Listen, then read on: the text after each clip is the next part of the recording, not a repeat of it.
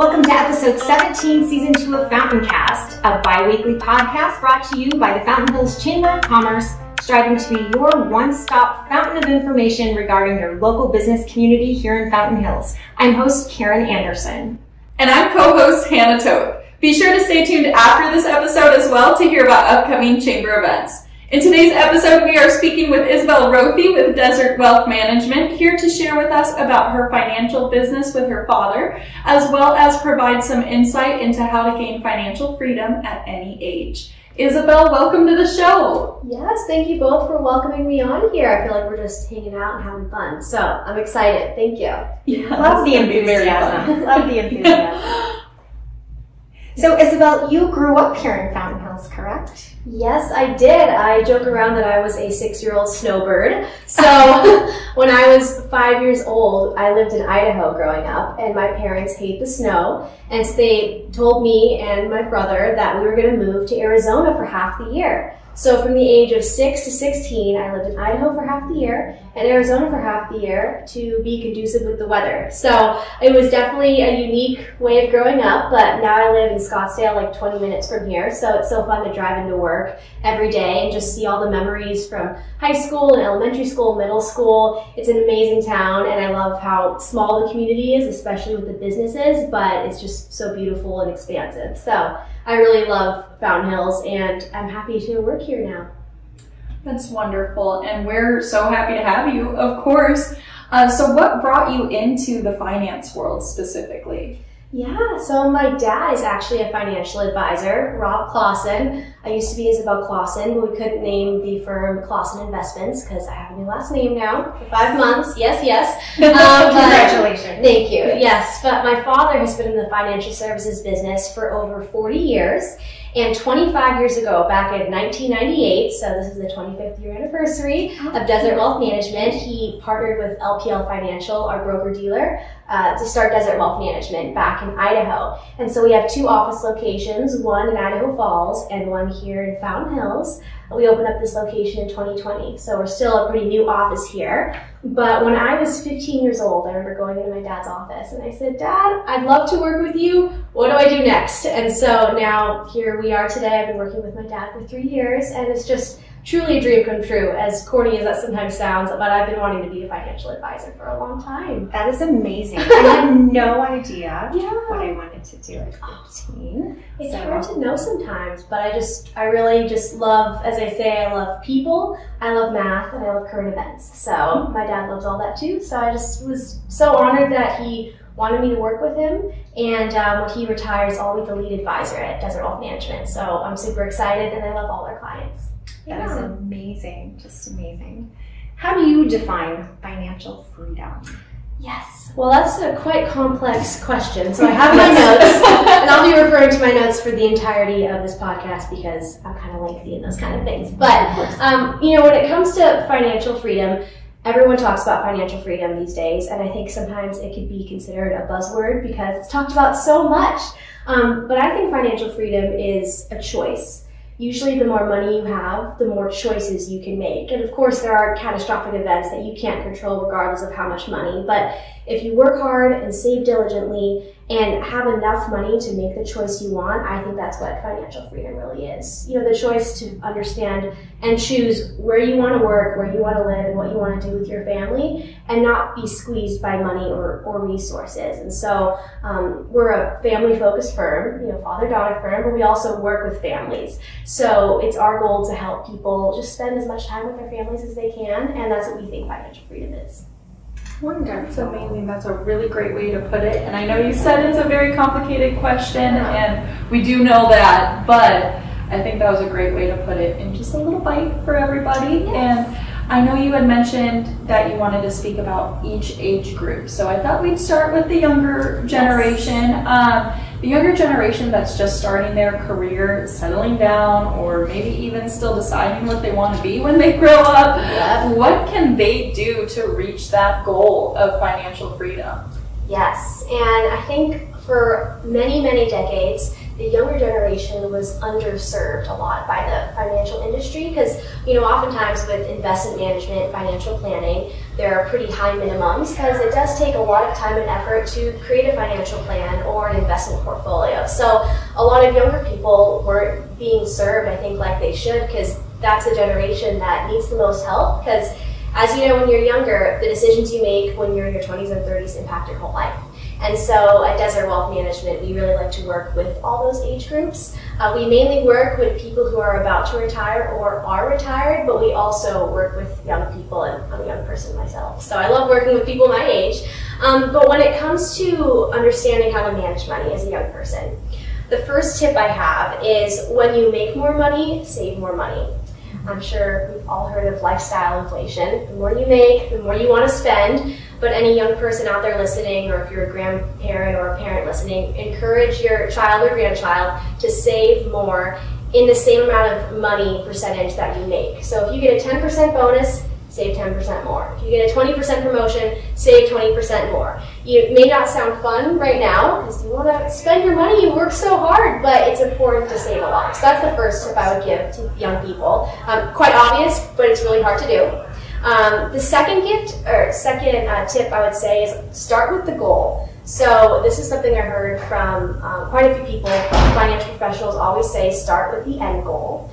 And so what I like to talk to young people about is, you know, when do you want to buy your first house? Do you have an idea of maybe when you want to start a family? Do you want to retire early? Do you want to start your own business? Do you want to start a nonprofit? I mean, there's so many goals, especially people who are Gen Z and Hannah and I's generation have a lot of goals. And so it's important to start with the end goal. And then from there, you know, after you get your paycheck and your checking account and pay your bills, pay yourself first, put your money in your different buckets of your savings accounts, investment accounts, 401k, and then after that, I think it's good to consider then how much to spend. So paying yourself first before you spend money on all the fun items is really important, and I always tell young people to give yourself an allowance. As not fun as that sounds, tell yourself how much you could spend every month, and then once you reach that max, you could either choose to dive into next month or stop spending, and it's always better to just cut off the spending for the month. And so I always tell people it's the small things and it's kind of the boring things that aren't fun, but they do make a huge difference down the road. And then the other consideration I would share is build up your emergency fund. A lot of young people just want to invest in the next hot thing or the next big thing. We saw this a lot in COVID. I won't share any company names, but all those hot stocks that everyone wanted to buy. And people would have no money in their emergency savings. And so I recommend to young people have anywhere from 3 to 6 to 12 months of expenses saved up in your emergency fund, because if all your money is invested and you need money and you're strapped for cash, you may take your investments out at a loss, which we don't want. And so building up that emergency fund and then looking at other goals is so important. Then, of course, paying off credit card debt. There's so many different calculations to figure out what to do first, but having an emergency fund is so important. And then when you're young, consider if a Roth IRA or a Roth 401k works for you. There's a lot of different topics about that, but it's essentially paying taxes now while you're probably in a lower tax bracket rather than later when you're retired and probably in a higher tax bracket. Of course, it's different for everyone, but when we're young and we're not making a lot of money, that can help us a lot with retirement savings. So I could talk all day about financial tips for young people, but those are some I wanted to share. So thank you for sharing all those wonderful tips, especially what's most relevant to people our age. I mean, Gen Z, we did get kind of thrown in. The high schools don't really teach us how to do taxes and that kind of thing. Yeah. So I'm glad that you're there to look out for them. And let's fast forward now for the older generation that might be at the end of their career or already retired. What are some pieces of advice that you would give to them if maybe they didn't take that younger person advice and are trying to find that financial freedom now? Yes, and so one thing we actually see with a lot of people who are about to retire or who just retired is they have sometimes a mindset block, because your whole life for probably 60 years, you've been saving your money. Save, save, save, don't overspend, save, keep saving, invest, and now all of a sudden you're supposed to stop saving and start spending. It's a really crazy mindset shift. So if you're someone who's about to retire or just retired, understand that you've worked your entire life to get here. And if you have a financial plan that helps guide you in how much you spend, stick to that and really just trust your advisor. If you don't have an advisor and you're trying to figure it out on your own, that could sometimes be scary. But what I would say is having a plan to understand how much to spend every month and having that boundary can really help you with that mindset shift. So you're not just spending so much money and then you run out of money, because that's the biggest fear for people who are retired. And on that note, speaking of money fears, one question I ask people of all ages, whether they're young people that just got married or they're about to retire, is in our financial planning sessions, I always ask, what is something about money that brings you joy, and what's something about money that brings you fear? And the biggest joyful topics we hear is being generous with money and having experiences. But one of the biggest fears is running out of money. So if you're someone who's retired who's worried about that, understand that it is a mindset shift, and having that budget in retirement is so important. No one likes to budget, especially if you've had a system for your whole life of getting a paycheck. Now you're writing yourself a paycheck from your Social Security benefit and from your investment portfolio. So having that budget is important. I would also say don't underestimate your Social Security benefits. A lot of people think in retirement that they have to take all of their income from their investment portfolio, but Social Security, depending on how much you made in your life and how much Social Security benefits or taxes you paid, your Social Security benefit can really be helpful in your cash inflows in retirement. So don't underestimate those, and implementing that in your financial plan and using, Social Security optimal strategies can help you a lot. Also understanding how much you want to spend in retirement. So if you're 40, 50, 60, however old you are and you're planning for retirement, hopefully sooner is better, but kind of figure out how much do you really want to spend in retirement. Understand what expenses you probably may not have in retirement. You may not have a car loan, you may not have a mortgage, maybe you still have those in the first couple years. Maybe you want to buy a home in retirement and you want to sell another home. Some other expenses that you might have is higher healthcare costs. That's really big in retirement as we get older. Medicare Part B premiums. So there's different expenses that are added to your retirement expenses and that are subtracted that you may not be paying anymore. So once again, starting with that end goal and figuring out how much you want to spend every month in retirement, and then working backwards as you do your calculations to figure out, how much to save now before you're retired. And then with that, understanding the impact of taxes and inflation. If you want to retire in 10 years and you want to spend $8,000 a month in retirement, $8,000 today is not what it's going to look like 10 years from now. And $8,000 after tax is different than $8,000 pre-tax. And so keeping those numbers really realistic as you save is so important. And then the final piece of information I want to share for anyone who's on the older side of the spectrum is create cash flow buckets in your financial plan. I think this is one great way to visualize your income, because for someone to say, I want to retire in 10 years, it can be really scary because you may not figure out or understand where that cash flow is coming from. And so some of the main cash flow buckets that people have in their retirement plan is the money they have from Social Security, perhaps money they have from a pension. That's not as common as it used to be, but it's still pretty common. How much money you have in your taxable account, so your non-qualified retirement account is your general investment account. And then how much money you have in your pre-tax, employer-sponsored plan, like a 401k or 403b, how much you have in a Roth IRA. Those are all different buckets where you could develop a plan to figure out how much to draw from that every month. And having a plan that's flexible, because your cash flows are going to change every year. We like to say, I'm going to spend $8,000 or $10,000 every single month from the age 60 to 100. Well, that'd be nice if we could predict that much, but we can't. So understanding that your financial plan should be flexible and being okay with having some years where you spend more and some years where you spend less. Yeah. Well, thank you so much. And I think that was really eye-opening for anyone who's even in that younger category and looking down the line and thinking, oh, I didn't realize that you have to, that's where my mind was, where I'm like, oh yeah, you would have to figure out how much money you want to spend each year. So thank you. And then just blanket advice, what are some simple financial tips that people of all ages can apply to their lives? Yes, I would say the first one is to practice gratitude.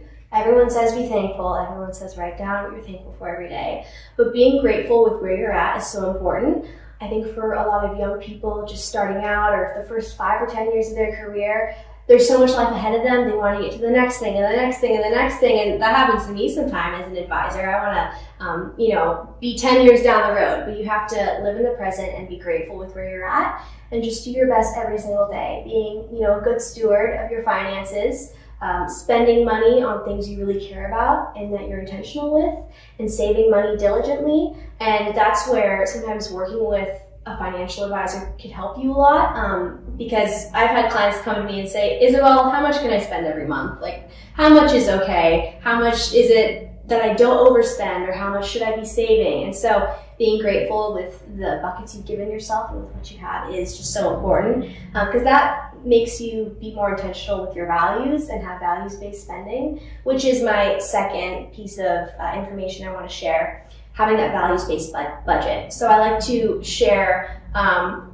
example in our financial planning sessions. I ask another more behavioral finance question, and I ask each person, usually this is when I do premarital financial counseling, when people are engaged and getting ready for marriage and they have to figure out their budgets and everything together, because that's a whole other animal, trying to budget as a newlywed. But I say, if you found $100 on the ground and you picked it up, what would you do with it? Would you save it all? Would you spend it all? What would you spend it on? And that's where you can understand, okay, am I a natural saver or am I a natural spender? Well, what I spend that random amount of money on? And whenever you spend your money, having a value type of percentage attached to it. So for some people, they love eating out and they love experiences. That's probably a high value to them. So that's where a lot of their money is going every month. Some people love shopping or self-care, or they love trips. Some people love cooking. Some people love furniture and making their home feel very comfortable. And so understanding that, especially with your partner, is so important, because I have to say, me and my husband, we have different values on the small things. On the big things, we love experiences, we love family time, we love traveling. But I definitely love spending a little bit of money on self-care and the home and clothes, and he loves a lot of tech. And so understanding that when you're having a financial household with someone else, but even if your values are different, you can combine them together.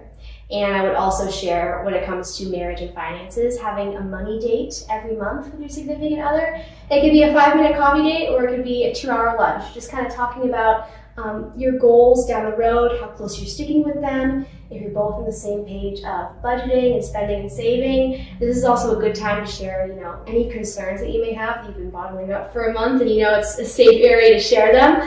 So I'd say money dates are also really important. A couple other pieces of information that I want to share is, don't let volatility dictate your plan. Let your goals dictate your plan. I haven't shared too much about the market in this podcast so far, but at the time of this recording, May 25th, 2023, we're in a pretty volatile time, and the economy is kind of crazy. And so a lot of times investors look at what's going on and they want to sell at the wrong times and buy at the wrong times and let emotion dictate their plan and let the volatility dictate your plan.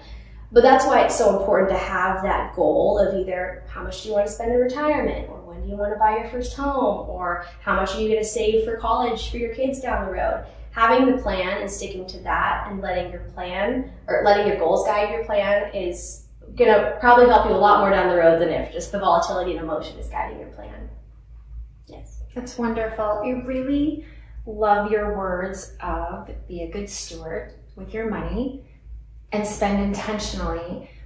And I think if you really practice those two things diligently, the rest of it will come naturally. Doing the rest of those things would fall into line. I love that. Thank you for sharing those. Yeah, thank you very much, Isabelle. Last couple items that we want to make sure we cover. How can your business help people reach that financial independence at any age? Yes, yeah, and going back to that financial independence and financial freedom, I always say it's hard work. It's not meant to be easy. That's why a lot of people don't feel like they're financially free and have freedom in their choices. But, we like to help people live financially healthy and financially fulfilling lives. That's our biggest goal. We focus a lot on financial health to have that healthy financial foundation. And that's where we work with, so many families to help them maximize family time. People always talk about return on investment. Our return on investment for our clients is to help them spend as much time with their family as they can. Because really life is so short. Life is about spending time with the people that you love doing what you love. And so when it comes to helping people, with specifically our business and our tools and resources to help people with this, we have a system that we like to follow with anyone who wants to work with us. We always have an intro call, whether it's a Zoom call or phone call, just to get to know people, understand if they're a good fit. And then what we do after that is we send a questionnaire asking about more aspects of their financial life, their pre- and post-tax income, how much they're putting aside into their employer-sponsored plan, what debt they have, their monthly expenses, their goals, just a variety of financial questions. And then what we do is we build a recommendation plan for them. We use a lot of different financial softwares and calculators and tools, and I love nerding out about all that every day. It's so fun. My dad and I bond over math, so it's great. And then we have a third meeting where we chat in person or over video call, whatever the client wants, about the recommendations and those action steps to really get them where they want to be. We're cash flow, we're goal-based, and we use cash flow strategies, all about how much you could spend at different times in your life and how much to save. And then if the recommendations make sense to the client, they could choose to work with us, and then we start implementing the strategy. And it's at that point where clients feel like they're taken care of, and they can just worry less because they know the boxes they need to check every month. They know that what they're doing every month is hopefully in line with their plan, and then that's where they're able to spend less of their brain power and energy on all the things going on and focusing more on what they love. And then knowing at the end of the day that they can live that retirement that they would love to live one day. And so also I wanted to end with this. I was trying to figure out a good ending one-liner to wrap up everything about finances. But what I've seen with a lot of our older clients is that they're, at the end of the day, when they passed away or maybe they left money to their kids or not, their biggest goal is to enjoy their life with their loved ones. And so any young person out there that's listening, be present in the moment. Don't rush to the next step. Pursue excellence in everything you're doing. Be grateful. And if you're older and you're maybe either about to retire or retired, enjoy the spending now. Enjoy the cash outflow now, and set a really good example for the future generations. It's so important to not rush so much in life and to really enjoy the moment. I've even seen over the past 3 years of working with my dad the joy of being able to work alongside him. And I know that when he retires, I'll miss him, but we will have had many great memories that'll last a lifetime together. And so living in the moment and being present is the biggest return on investment with your family that you could have, and the biggest return on investment of your financial plan. So that's our biggest goal at Desert Wealth Management. That's wonderful. I love that. Yeah. So how can clients get in contact with you for that first consultation and get started on their financial life? Yeah, so we have 3 areas where we like people to reach out to us. Obviously our website, desertwealth.net. We also, you could email us, you could send us a message, you could call us. We have all the information on that contact page. If you want to keep it really simple and easy, we have a link where you can just schedule right in our calendar. You can either book a phone call or Zoom call, whatever you're comfortable with. I also have a podcast. It's the Financial Wealth and Health Podcast. If you want to visit it, check it out, you can just go to desertwealth.net/podcast, or just type in Isabelle Roethe on Apple or Spotify and it'll pop up. And then follow us on Instagram at isabelle.the.advisor. Recently got approved for Instagram, so how fun and trendy is that? So if you're younger out there and you want to follow your advisor on Instagram, check us out. But yeah, those are the 3 places, and we'd be more than happy to answer any questions you have. Fantastic. And that wraps up today's episode. Isabelle, thank you so much. She gave us so much good advice that you can walk away feeling like you don't have to worry about the future because you can take care of it regardless of your age. And I love, love, love that they're helping younger kids, not kids. My children are the same ages as these ladies, and it just makes me happy that I know there are people out there that will take care of them and their finances as well. So thank you again. Tune in next time. Thank you, Fountain Hills. Yes, and don't forget to share FountainCast with friends, neighbors, clients, anyone in your network, and please like, rate, and review FountainCast wherever you hear your podcasts. For upcoming Chamber events, it is not too late to register for the June FH Connect Breakfast. Join us on June 15th at 7:30 a.m. on the Chamber patio, where we will hear an update from CEO and President Betsy Lavoie for the State of the Chamber address, and also welcome guest speaker, Attorney General Chris Mays, to give a report about what her office plans to accomplish during her term. For upcoming ribbon cuttings on June 22nd, join us at 5 p.m. for a ribbon cutting for Culinary Curator at the Fountain Hills Biz Hub. And head to the Chamber website for more details on all of our upcoming events or to request to do your own podcast, uniquely Fountain Hills episode, send us additions to the newsletter, and so much more. Thank you, Fountain Hills, for continuing to be the best community.